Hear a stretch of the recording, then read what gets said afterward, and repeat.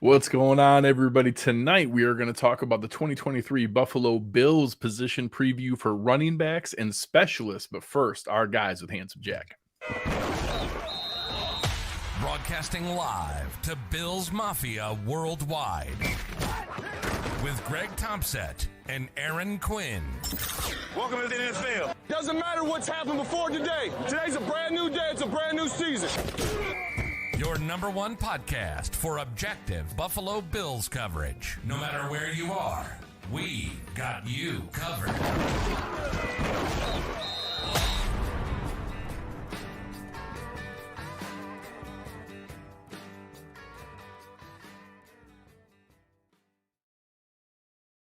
Good evening and welcome to the Cover One Buffalo podcast, where we're just kidding about talking about running backs and specialists. It's Deandre Hopkins all the time.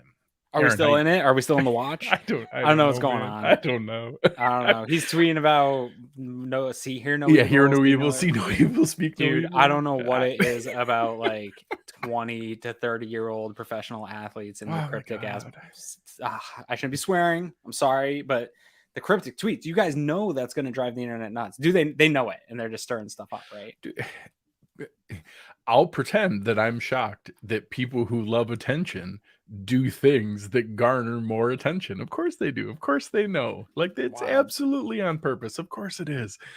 So anyways, there'll be lots more stuff going on. We'll talk about that. I mean, next week is wide receivers. Maybe we'll have a gift and there'll be a decision by then.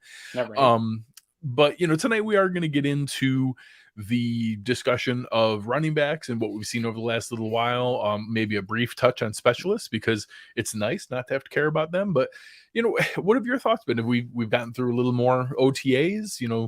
The list of people not showing up is growing, and I think people are realizing, oh yeah, that's probably not that big of a deal. So it's hard for me to care a lot about OTAs. Yeah, I did change my sign. If you were watching last week or here last week, and kind of my feelings on OTAs, doesn't matter. It's a workout period. Probably matters for the guys that haven't been through the NFL process, or it's their second rookies, season. Guys that weren't in for a full season last year. Spencer Brown, guys with something to prove, that need to get that strength back. And prove it to the team. Tre'Davious White would be one. We saw Eric's tweet, the Cover One tweet go out about getting the imaging done on a guy like that. Stuff like that. Having guys back in your building that you have concerns with. If the guys that Matt Milano, Stephon Diggs, doesn't matter if they're there or not. And what we're gaining from it, like I know that some wide receivers were brought in, Preston Williams, I forget the name of the other guy brought in, two big wide receivers brought in as a workouts. People are, does this mean something for Justin Shorter? What does this mean? It doesn't mean anything. They are going to continue to bring tryout guys in this period, because they're all in the facility working out. They can get physicals on guys, build that depth of, hey, if something goes wrong in the season, we need a practice squad guy. This is the person we call. So there really isn't much to read into anything that's going on right now. The best part about this is listening to guys like Bobby Babbage and stuff like that you don't always get to hear from, that now we're going to get to hear from. And while you don't get a ton from the press conferences, it's cool. That's the best part of this.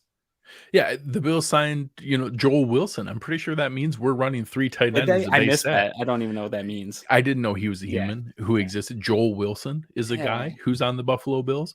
The next offseason, we are going to do a game of like two Bills and a lie, and I'm gonna list you Braden Johnson, Brian Thompson, and Joel Wilson, and you have to tell me which of those isn't a player on the Bills. Right. Okay. Because I lied. All 3 of those are players on the Bills. I don't know any of those guys. How could I just spent a lot of time following the Bills. That's what I'm saying, though. It's just not, this is not the important time of year. Everyone's that needs to be, what is it? It's going to be 2 weeks from now, 13th, right? June 13th is going to be the day where it matters if you show up I or not. do hope we have 100% participation that day. Yes. I don't know if we will, but I'm expecting it. I hope so. And that's when I start to like, okay, now this is football. Everyone has to be here, and things are going to get started. And I joke about those names and other names like Kendall Vickers and Jamarcus Ingram and Jared Maiden and Jordan Mims and Richard Garage, because people ask, like, anytime we talk about a guy signing, Like, yeah, but then who are they going to cut? Like, I don't know. Those guys. Take your pick of any of the 20 guys who have no chance of being on this roster. Like, I don't know. Like, yes, do some of those names I just listed, could they end up on a practice squad? Absolutely. Can they fight for something that maybe eventually they become a name that we find out about? And of course, absolutely they can. And we've had Levi Wallaces and guys like that in the past. We've had Reggie Gilliams. There have been stories, but you know, right now there's plenty of room.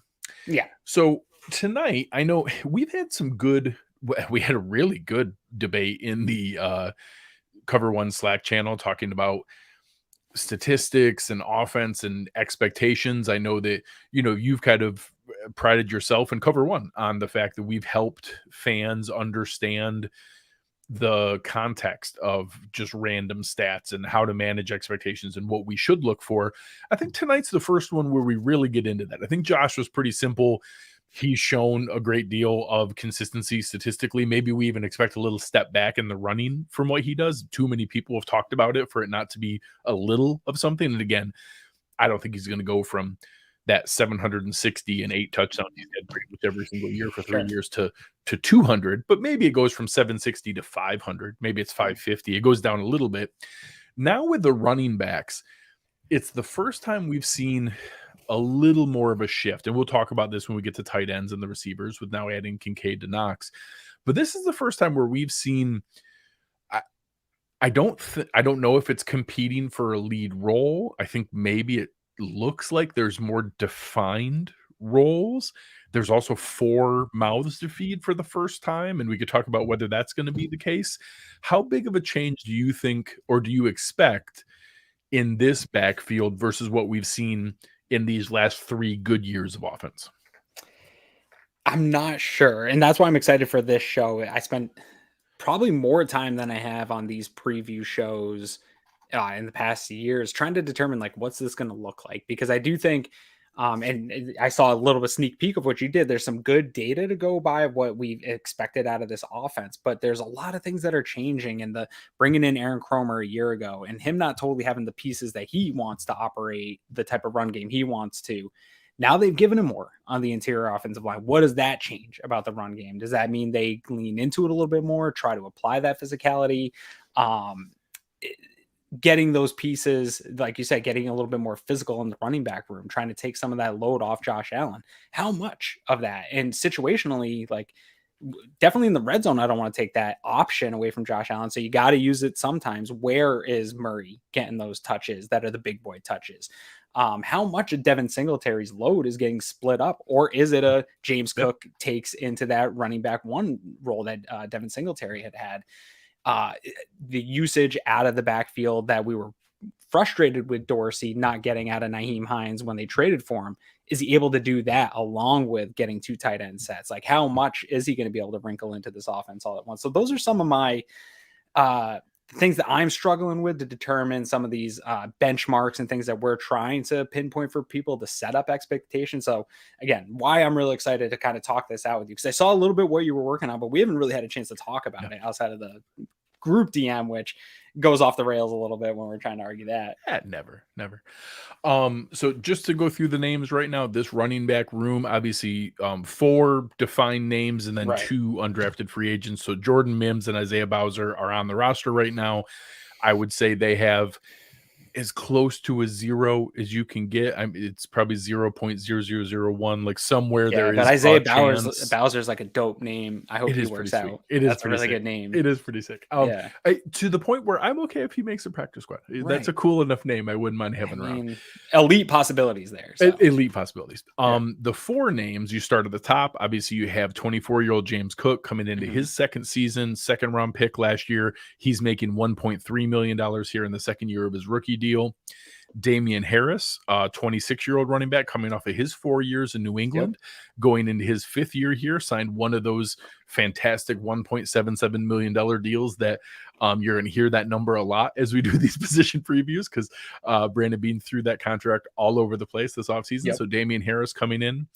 We obviously already traded for Nyheim Hines last year. He did sign a restructured pay cut deal where he knocked that down to $3.5 million.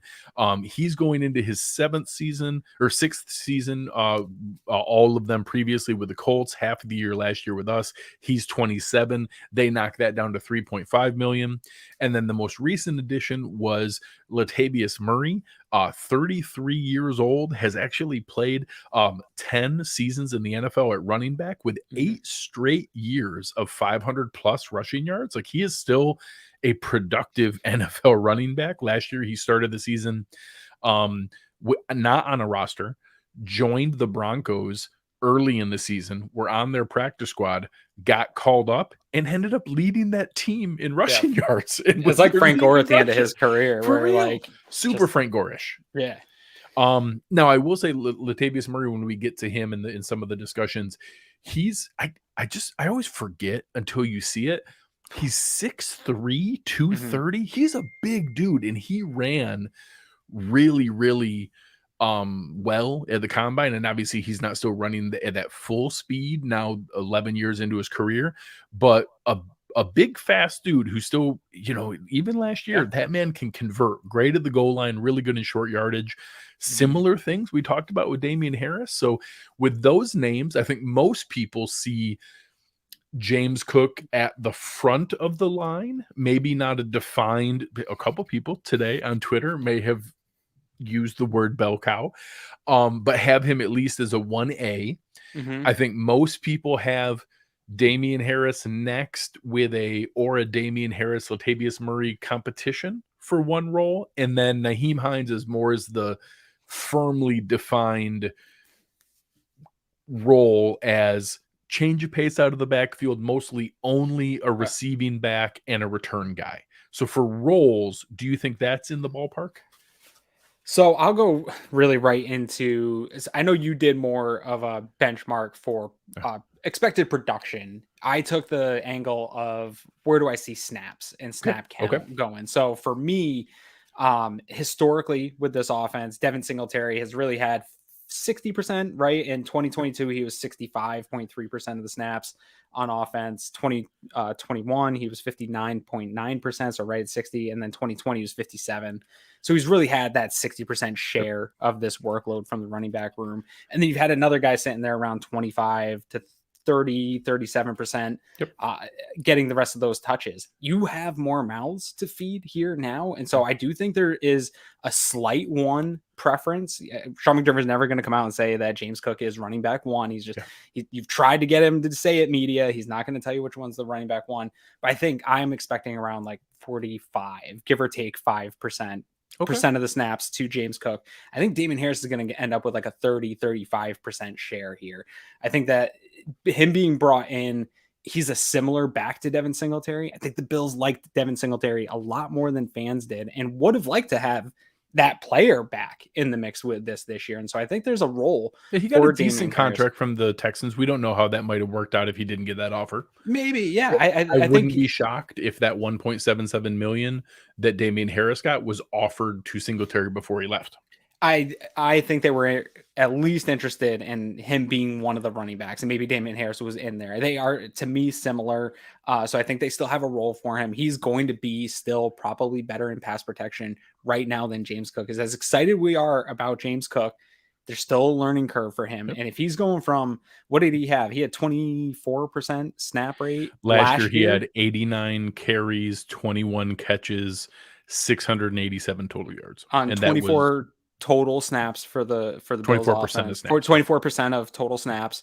And so even at a 45%, that's a double increase in what he's going to be asked to do in year two. And I think that's fine for me. And so I have Damian Harris at the 30%, where I get a little bit different from what you said. I have Hines at 15% as I want him used regularly to change a pace. And I have Murray more at a 10% of sort of that workload that Josh Allen, the short yardage stuff that these guys aren't going to do, or maybe even just situationally in games or spelling guys. I think Murray's going to be a practice squad veteran rotation type guy that will get opportunities similar to like TJ Yeldon a couple years ago, where I think he ended up with like 10, 15% of the touches. So I see it playing out that way with still James Cook being the primary. So to Lauren's question here, how much of that factored into the fact that Nyheim Hines changes jersey number to 0? So much. It really changed. I punched it into the spreadsheet and it changed the algorithm for me. I will say I'm furious that the NFL decided to introduce the number 0, but specifically said defensive linemen can't wear it, because no player looks better with a 0 than what Poona Ford would have looked like. Vita Vea, like a huge belly with just a big round 0 on the belly. Like, it's just such a perfect aesthetic. I can't believe they introduced the number 0, but specifically said defensive linemen weren't allowed to wear it. It was a disaster. It's the biggest mistake that they made this entire offseason. I'm furious. I'm lost a little bit here. I don't know. I know, but 0 shouldn't be in football. I think it is a little. It's ridiculous. There's There's no aesthetic that I don't love it in basketball either, but like, it's less. The numbers mean less in basketball. I don't mind double 0 in basketball for some reason, but 0 on its own. Odd. But anyway, we're getting distracted. Anyways, Poona Ford in the number 0. Linda West is here with us. She understands. I blame Lauren for getting us all It's most distracted. things are Lauren's fault. If you the more you know Lauren, the more you understand. Most things are her fault. All right, so I did waste a weird amount of time doing this because I was curious. I'm trying to figure out. That's a running pattern with you here this offseason, is just you wasting time for stuff. So it is. I did. I like it. We'll get there. So I went through and I tracked, hey, what has the production been? What have we done since the offense got good? Mm-hmm. So going back to 2020, the fact that the offense, when we got good, this is what it's been. And I could try to sanitize it with the names so that you could just see, hey, the lead running back, the second running back, the third running back. We have not had a fourth person have any touches. Like, the closest you got was, technically I combined Zach Moss and Nyheim Hines last year because they were technically both there as the third guy, but we never had a fourth guy at the same time getting touches in an offense. And the third guy barely ever did much of anything. So you're talking 22 carries and 2 catches, 29 carries and 10 catches, 25 carries and 12 catches. It just has not been a thing. We have not gotten a third mouth involved. So that would be a new thing if we see that. Yep. So I looked at that. I said, okay, what does that average out to?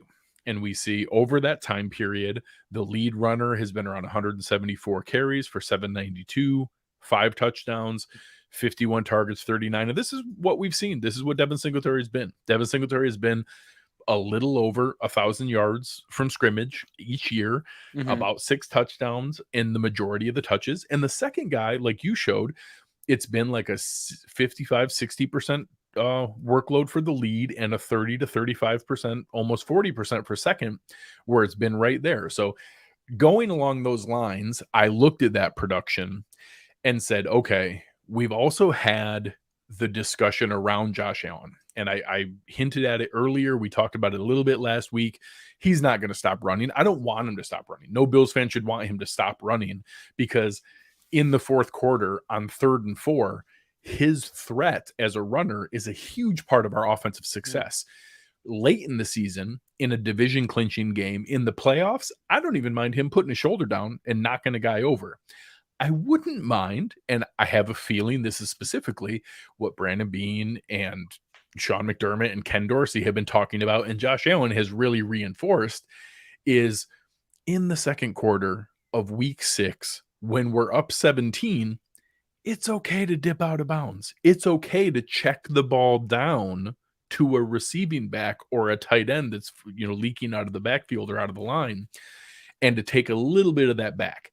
So I figured, I don't want Josh Allen to go from 760 yards and 8 touchdowns rushing down to 200, but I wouldn't mind if it went down to 500. I wouldn't mind him rushing for 500 yards. And I will say, in that 2020 season, when we lit it on fire, Josh Allen had 100 carries for 400 some yards rather than 125 for 760. So in that 2020 season that everybody goes back to, when we really exploded, that was 440 yards rushing and 100. So 25% or 25% fewer carries, a pretty good chunk fewer yards. I wouldn't mind going back to that. And I don't want us to run the ball more but I wouldn't mind if a little more of our rushing came from the offense or came from the running backs. So what I did was took those numbers with what the averages have been the last 3 years and shaved off 15% of it from Josh Allen and moved it to the running back. So we're not going to run for more, but I put 200 more yards from Josh Allen, him from 760 down to 560, and 200 of that here in the backfield, and 4 of the rushing touchdowns. I'd love if some of the goal line work goes to where this is. I also played around a little bit. I took some of the rushing away from Nyheim Hines because I don't think that's what he does, and that wasn't what he did in Indy. I moved a little more of that into the Damian Harris, Latavius Murray bucket, and I took almost all of the receiving work from Harris and Murray and put it into the Nyheim Hines role, where he's getting 36 targets for 30 catches, 200 some yards, couple receiving touchdowns. And right now, I did leave basically the Singletary role with a little bit of a boost as James Cook. So this is the one where, as I present it like this, I think the way you talked about it, I think Latavius Murray's contract hints at they expect him to make the roster. I don't know if it's a absolute lock, but it was more guaranteed money than I expected. It was $600,000 guaranteed. I did think initially he was basically Duke Johnson and was break glass in case of emergency on the practice squad. But now maybe they do keep all 4. Maybe all 4 of these guys are active. I think the role is the same. I don't think that there's a different role for Damian Harris and Latavius Murray. I think they're both kind of the between the tackles, goal line, short yardage guy, and that fourth quarter, 4-minute offense, milking the lead kind of guy. So when you look at this as, again, the 200 here, and for you did your percentages earlier, so 200 out of a total of 344, that's saying 58%. So I kept it pretty close to what we had before. 132 into the 344 is 38%. So I pretty much kept those two real close of what we had before in the previous years. You think maybe those two get closer together? I don't know if they're going to be forced into a bit of a change of how they have been. That this philosophy of having the guy that's a 60% guy, I don't know if it's because of what they believed Devin Singletary could do. We heard the way they talk about Devin Singletary, not in terms of I think James Cook is more explosive and can do more with touches in the NFL than better Devin yards Singletary. per carry than Singletary, that kind of thing. More Singletary, the thing that they talked about the most, and it was repetitive, is everything he did. Being in the right spot all the time. Pass protection, knowing the play, being the first guy to the ball, all these things are just knowing where to be. And that matters to this team. And so I don't know if Cook is ready there yet. We'll see here as we get through the summer if they trust in him to be that guy. That is a big jump to me, though, from that 20% to go to being a towards 60% guy. And so I'm not saying it's undoable. And just a reminder, this was him last year, that where I have the word RB2, this was literally him. So 89 carries to 200 would be a huge jump. Huge jump. It's a big jump, but it doesn't mean he can't do it. He doesn't have a lot of mileage on his body now. I would say there might be concerns about his frame and being but this isn't, we're not talking bell cow here at 200 rushes. 50 targets is a lot, but that is why he was brought in. That's why his stock was where it was at. It was to be more of a pass catching modern NFL offensive weapon. So 50 targets isn't a lot for a running back like this. I don't think it's not crazy. It's probably where I would have the high end cap at. But my zone is going to be that 45%. Yeah. 200 carries would make him 23rd in the NFL this year. So 200 carries is not anyone's definition of bell cow. No. Derrick Henry had 349. Josh Jacobs had 340. Nick Chubb had 300. Saquon Barkley had 295. 200 carries puts him. That's how much Tony Pollard had last year. That's how much Cam Akers had last year. That's how much Leonard Fournette had in his role with with Tampa Bay. So that's not anyone's definition of bell cow. No. And even at your rates here, like so I spent a little bit too much time today looking at some of those bell cow statistics, and really even some of what are the top teams in terms of like DVOA, EPA and rushing, and top teams in scoring, because that matters too. Like I want a team that is good at rushing but is also a top offense in the NFL. I don't care if you're a really good rushing team but you're the 24th DVOA offense and you're averaging 20 points a game. I think Steven here asking, a lot of people have wondered with the 12 personnel, for me that factors in that we're not going to see less rushing. I don't think it means we rush more, but I do think it means we did that so that we can be better at it when we run, and it means we're not going to run less, in my opinion. I think we'll pass just as much as we have. We'll stay as one of the pass happiest offenses in the NFL. We'll still have 65% passing, 40% rushing, but I don't think we're going to rush less. I think with the lean on Dalton Kincaid and having Kincaid and Knox on the field at the same time, which obviously everyone's talked about we're going to see, I do think it means that we don't see less rushing. I think there's at least as much rushing. And here I laid out why I think some of that shifts from Josh to the running backs, but the total team rushing, I think, will be about the same. Again, I think it'll be more, there's going to be presented more opportunities for that to be part of how you attack a team versus where I feel like they've had to lean back into rushing at time and never felt comfortable going to it. I think this year there's going to be a bit of a sense of urgency to be able to establish that physicality and go to it when you need to. And but that this past year, it was when you needed it, go to Josh in the running game. And that's what I want to see. I will say this group here, having Damian Harris and Latavius Murray is a really direct tell, in my opinion, that they want that hammer. And that obviously, I think they kind of hoped that's what we were getting with Zach Moss, and it just didn't come to fruition to the level that they thought. Yeah, he was fine. Singletary is just as much of a hammer as Damian Harris. I do like in terms of his ability to get low. But to Murray's point, at that size, it's not a mistake that they brought him. Heck, I mean, Harris is 4 inches taller and 20 pounds heavier. Murray is 8 inches taller than Devin Singletary. 8 inches taller than Devin Singletary and 30 pounds heavier. Mm-hmm.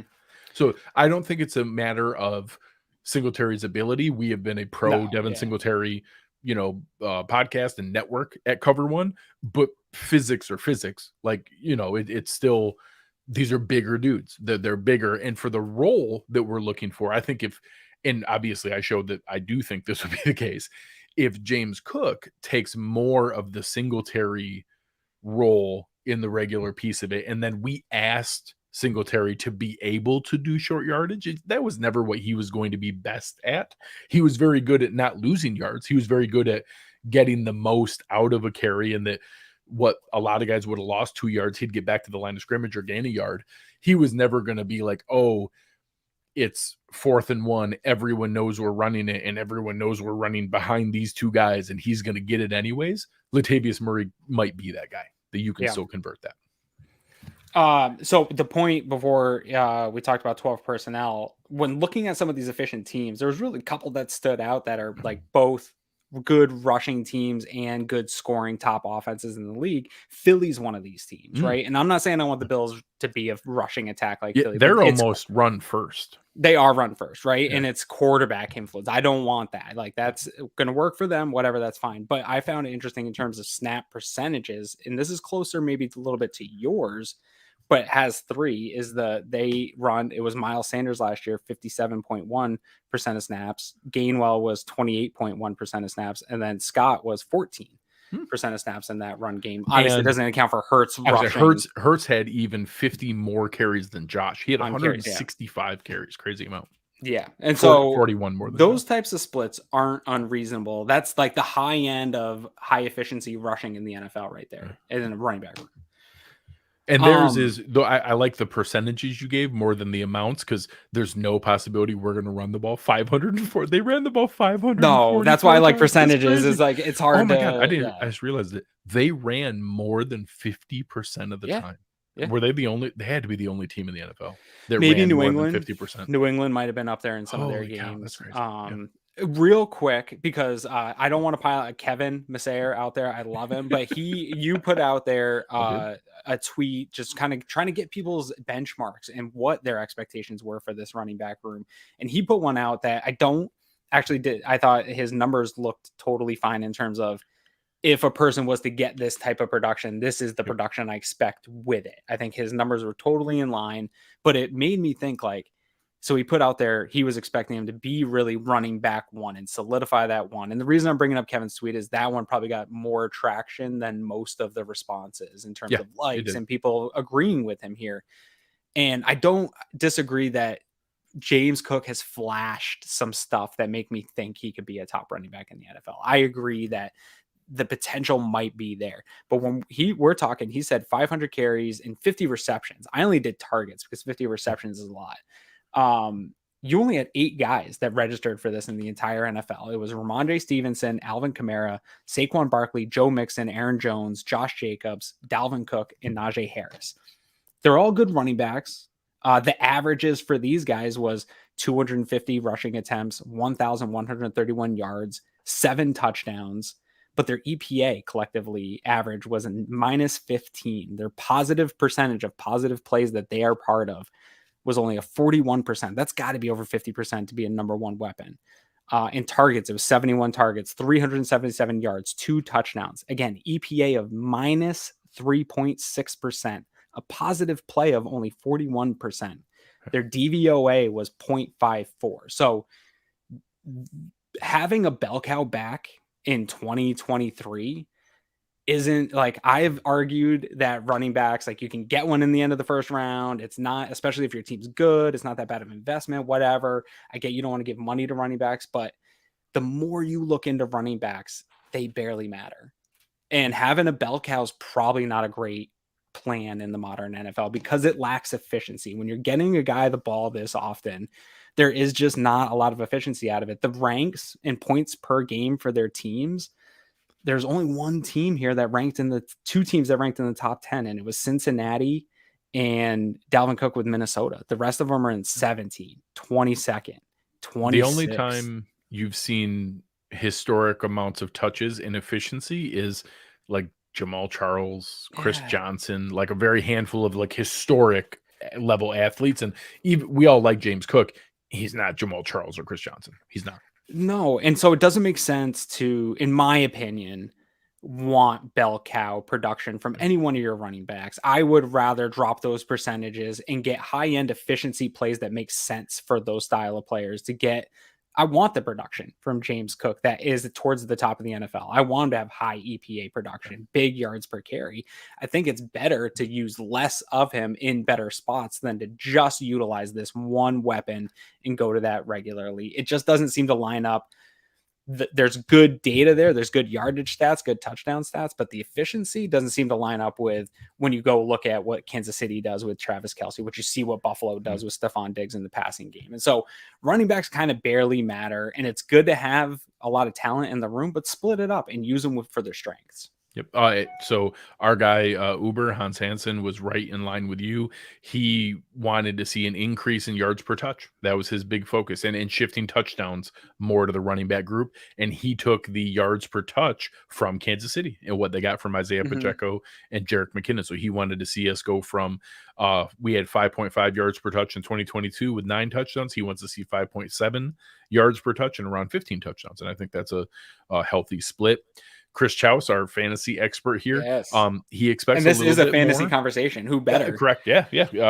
He did expect a little bit more from Cook, although he has a really high. He expects him to maintain his yards per carry, which last year, if Cook had qualified, he would have led the NFL in yards per carry. He didn't qualify because he. How had short was he of qualifying? 100. So he needed 11 more carries. Okay. So close. Like 89 is not like it's not like he would have led the NFL. It feels a little bit though like that carries, conversation we were having about Gabe Davis a couple years ago of people saying like, oh, look at this limited role. If we can just extrapolate that, and I don't know. If he just has that Chiefs playoff game over and over again. Right. So, he has Harris around 100, Murray at 40, Hines at 30. So overall, and he does have Allen coming down from 120 down to 100. So pretty close to what I had. Yep. Joe DeRosa talking about, I'd be comfortable with Cook replicating Singletary's numbers, 800 rushing yards, 150 to 175 carries. Ryan saying that, the efficiency metrics on Cook from week 8 on really took off, and they did. And that if that was kind of how you figured it out, that would be great. Our guy Chris Seth here talking about the red zone usage. And effectiveness. Make the red zone easier to navigate for Josh and reduce the hits as much as possible. If it's about long-term bites at the apple, Josh is our teeth, so keep them choppers sharp. And that's exactly what they're talking about. Is we know we need to reduce the number of touches that Josh is getting in those, especially in those high contact areas like the red zone. Thomas saying he thinks Cook can carry the ball 150 plus times. So I think that's right there. And then obviously Murray and Harris taking over for some things there. And the same thing, Mike Bunt talking about maybe 700 plus 350. So I think in general, most of us are in the same range that I think we see, some combination of Cook leading the backfield. We'll just see, like you said, you projected him leading it, but you had him leading it at closer to maybe 45%, not all the way up into the Singletary role. Yeah, 45 to 50. 45 to 50 is where I'm at. But maybe not that I had him all the way up at 58, like exactly what Singletary had. And then that secondary role, I am curious to see how do they manage Harris and Murray? Do we see all 4 guys active on game day? Do we pick and choose who's active if all 4 make the roster? If they don't, do they pitch Murray? Maybe they gave him that money to say, hey, we are going to hide you on the practice squad, but we gave you $650,000. You ought to be happy. Just take the money and then we'll call you up when we need you, but you can stay in the room every day. I actually wouldn't mind that, even though it's not maybe the most efficient use from a cap space standpoint. If that's what it took for him to be happy to not go elsewhere and to be like, all right, I'll take the money, and when you need me, I'll come up. Yeah, the insurance policy. That's not terrible. Elkniv here asking, does Latavius Murray make the team in your opinion? Right now, I have him. And the way I explained it was last year, if you look at 4 running backs, 1 fullback, 6 receivers, it was 11 people.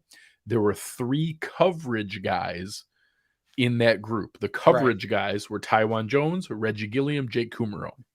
Now, the same thing, 4 running backs, 1 fullback, 6 receivers, 11 people. The 3 coverage guys will be Reggie Gilliam, Justin Shorter, and Trent Sherfield. So you still have 3 coverage guys coming from your offensive specialists. It's just that Justin Shorter replaced Tywan Jones rather than an extra non-special teams contributing receiver like a Cole Beasley or like a Crowder or someone like that. So I think he can. It doesn't have to be. But there are some arguments that maybe he doesn't make it. We'll see. Before we go on, I'll say anything else. I was going to ask you if you had anything else on running backs. I guess part of my hesitation to go above that 50% of just snaps threshold for me is there's got to be a reason with the increase of data that we saw, great analytically, like Ryan was saying after that week 8, it seemed to just shut down as the games got bigger in terms of them going to him and using him in big situations. Do they trust him to be that 60% guy in pass protection with the small details? And I don't know. I hope that we learn that here quickly this summer, that we find out. That's going to be one of the things I'm looking forward the most, because we're going to know right away with what that looks like in the 7-on-7, who's going to be running with the ones, stuff like that. But there is a good chance that he hasn't made that leap to where they fully trust him yet. And you do have that in a Damian Harris, a guy that has seen a number of reps, has been in the league. And even with Latavius Murray, like, you can go in, he can still get you 500 carries in a season. You know that he can do that type of thing. And so I'm interested to see how much trust that they have in him going forward here. If it is the trust, then I'm with you. I'm ready to ramp that up 5-10 more percent. Yeah, and we'll see. I think there were some fair comments making on his size. He is not the biggest running back. So sure. I think it'll be interesting to see how they use that and where they go with it. Yeah. As we talk about specialists, I have no notes on this. I have a couple things, a few, not a lot, not as much. I did not do a separate statistical spreadsheet for specialists. I think it's great that we don't really have to care that much. I don't care. It's great. Like way better than last season's conversation. Oh, good Lord. So I love it that Reed Ferguson is a complete afterthought. I never think about snapping. I'm never worried about it. He's never had a bad snap the entire time he's been here, which is exactly what your job is. Your job is to snap it good every single time, and he's very good at it, and he does it, and he's welcome to stay as long as he wants. And he grills well, too. And he does. He's learning how to use a smoker, and he's grilling really well. It's great. Yeah. It's really exciting. And he's a good dude. He's Mr. Nice. He's a nice guy. You then bring in, last year, obviously, we had all the drama around the punting position, and late in the process, Sam Martin had to be picked up with like training camp cutdowns. Yep. I won't lie. As I think about it, looking back, I couldn't remember a lot about Sam Martin in general, which is probably a good thing because you usually only remember bad punts. There was a couple coffin corner moments, but I mean, he averaged 47.7 yards per punt, which was above average, and his net punting average, which is what I actually care about, was top 10 in the NFL, was 42.1. He had no horrible shanks. He had no like terrible punts that were just these horrible moments. Remember. He was fine. He was fine. He was meh. And he's a good holder. That's all I really care about. Greg, you've been doing this show with me for long enough, and through some really actually bad special teams moments through Borges and even just the last few years punting and some of the battles that we've seen. This is all I've wanted out of the punter spot is Sam Martin's perfect for me. I don't have to think about him. I don't have to talk about him. Like it never comes up in the post game show. Awesome. That's all I want. I want to not care. It's great. Yeah. Swaggy Bass though. Let's talk now I will say, I rattled off a couple things. I looked at some of the stats here. Tyler Bass had a top 10 field goal percentage, better than Justin Tucker. And out of the 10 guys in front of him, he was tied for 10th. Out of the 10 guys in front of him, 7 kick indoors. Yeah. So 7 kick indoors. There's only 2 guys in front of him that kick outdoors who had a better percentage than him. So, for what you have to deal with wind in Buffalo to still convert at a, such a high percentage and to make 27 out of 31, he missed 4 field goals, 48 out of 50 extra points. There was, almost everybody had multiple. Justin Tucker missed, more than what he did. So having that kind of setup, the fact that I never have concern of whether Tyler Bass can make a kick or not, like every single time that he's out there, because honestly, anything up to like 60 yards, I'm like, no, he can make it. We're good. And I expect him to make it. And the fact that he makes it almost 90% of the time is awesome. Like I'm all the way good. Yeah, you do your game day thread and I just randomly fire off tweets throughout the game. And every time they line up for a field goal, I have one that's just saved on my phone. So I go get my phone and it's a straight Bass homie with his face on it. And I just have it loaded up. And as soon as it goes good, I just send it. Like that type of feeling though, like he really is good. I love the swagger too that he has. Like, he's a little swaggy cool. For a kicker is cool. Left eye black. Yeah, I feel pretty good if he hasn't really had the super big one, but I feel confident that this is a guy that can come through in the clutch for you. And I hope that he is tested in those ways because could have a playoff clinching. He absolutely could come through with a playoff clinching. And his range gives you that range that Josh Allen doesn't really have to get that far in those moments because he gives you that ability, especially if it's a neutral site like Super Bowl type game indoors. Like he is going to ascend into that top tier. I think in a couple years we'll talk about him. Maybe not in the way Justin Tucker has talked about, but he'll be in that category of top guys here. How about this? This is the first time in his career that he's going to have the same holder for 2 years in a row. Crazy. The dude hasn't had the same holder for 2 years in a row yet in his career. He's going to finally have the same holder for 2 years in a row. Just let him and Reed Ferguson and Sam Martin have fun. Golf together. You saw that they were golfing. They were throwing bombs to each other. Reed Ferguson had a nice catch on one of it. So I feel good. I love it. I'm super happy that we have the specialists we have. One last thing we'll talk about here. I expect our kick returner and punt returner to be combinations of Nyheim Hines and Deontay Hardy. I kind of think that Hines will be the kick returner and Hardy will be the punt returner. Both guys can do both things. So I love it that if something happens to one of them, we don't have to have that stupid conversation we do every year of like, oh, well, do we put Micah Hyde back there to fair catch or what do we do? I love that we have two roster caliber players who can play a position and contribute, and both of them can return both sets of kicks. Yeah. It's great. So I think it's going to be Nyheim Hines is the kick returner and Deontay Hardy is the punt returner, which I kind of like having them both active and involved, but I don't care if it's both Deontay Hardy, that's great. If it's both, heck, if it's both Nyheim Hines, that's great. I don't care whoever they want to have back there. I like that we have multiple guys who can do it, and I know they're both good. I don't know. I don't know if there even is with the new rules. They're making. I was going to say the kickoffs are hard to get excited. Last year it went to 38%. They said their goal with this new fair catch is to knock that down another 5. They want it to be 33%, which is what happened in college. It came down 5% more. So they're hoping to go from 62% touchbacks to 67% touchbacks. So for all the people who say it never matters, 67% is not 100. 33% is not 0. Like they're still returning. You're still talking about like 20 to 30 returns a year. Like that's still a thing. You still need someone who's good at it. You still need players to cover it. You still need there. It's just less of a priority. And I've actually heard a couple analysts on national shows talk about that.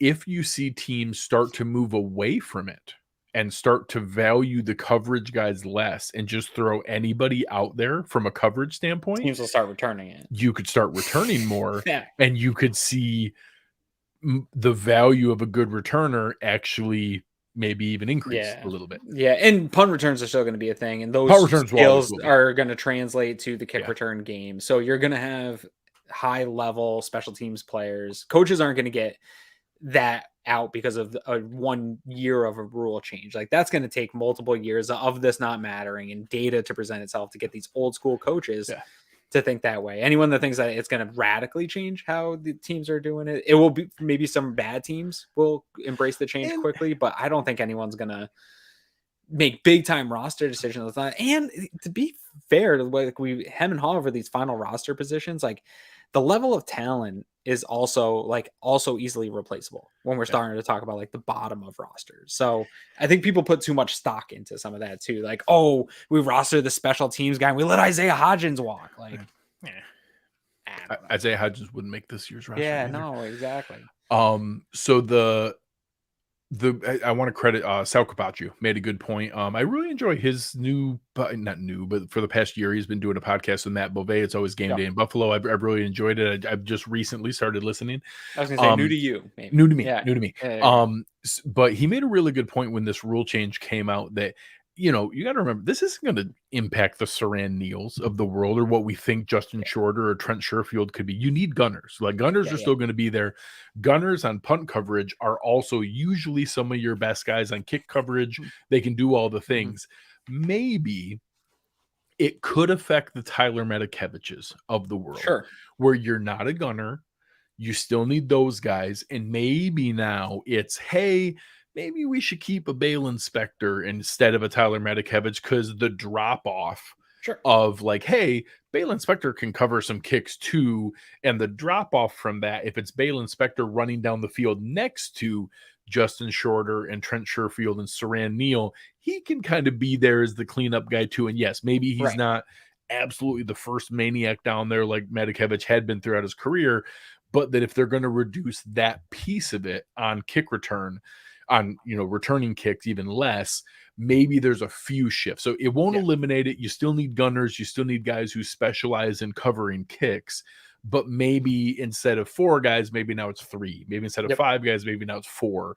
And you have a little bit more where, hey, we can patch it together with Terrell Dodson and Terrell Bernard and Bale Inspector and Cam Lewis and backup safety X.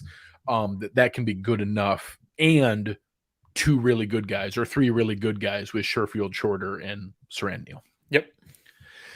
All right. So I think we've about done it. It's great for the On to chat. the This is a next. fun one here. Next week, we will be talking about wide receivers. I want to ask, we got 151 people in here right now. Please go out there and smash that like How many button. likes It did we really, get? really helps. Not We enough. need people to hit that like button. It really, really goes a long ways. That's what tells the algorithm and all those other people that you're enjoying the show that you're watching. Yep. So make sure you check that True. out. That really will help us a ton. So please jump in there and hit that like button. And why don't you consider talking about joining us as a Cover One OnePass member? Aaron and I were just Yeah. talking with some of our partners about what we're going to do for this next year's t-shirt and the cool things that you may get. And I know, Aaron, you love the community that we've built with what this has started to grow into. Yeah, the Slack community is fantastic. I mean, just these types of conversations that we have here, those are the types of conversations that are happening all day, every day on the Slack channel. And it's engaging, it's challenging each other. Like, oh, are you sure about that? Let's look into the advanced metrics. Let's take a look at that. And if you aren't into social media, which I just keep hearing more and more of, I meet Bills fans all the time. They're like, I don't really use Twitter. Facebook's kind of a mess. You can see what's happening in the Slack channel and not have to participate in the chaos of mentions or Facebook comments, right? You don't have to see it because it's this community and they're sharing the tweet or they're screenshotting something from Facebook. So it keeps you involved in the Bills community, and you can make it what you want. You don't have to be in there all the time, but anytime you want to chat Bills, you just pop on in and fire off a message, and it is fish bait. Somebody will come in and have a Bills conversation with you at all times, pretty much. Yes, I will go in there. Last night, Eric was arguing with somebody at like 1 a.m, and I wake up this morning. I'm like, what are you guys talking about? Honestly, it's any time of day. You can go in there and debate with people Yeah. about the Bills and talk with them, and you'll have a reasonably intelligent discussion with a reasonable person who's not going to get personal and nasty, but like informed, smart people who have fun. It's great. I love it. Yeah, no, it's fun. Actually, at one point, dude, my wife and my kids too, made me shut off the notifications on like the Bills Slack channel on it because it is constant. Like they would look at an Instagram reel on my phone and it would just constant dinging coming through. It's a lot of fun. It's what I love the most is talking about the Bills. So if you're like me and that's what you like, it's a great space for you. So we appreciate it. Thank you guys very, very much. Our fantastic producer, Chris Kepner, in here bringing up your comments and sharing everything that you guys have going on. The chat was awesome tonight. You guys were fantastic. But on behalf of Aaron Quinn and Chris Kepner, I am Greg Tompsett. You've been listening to Cover One Buffalo, and we are out.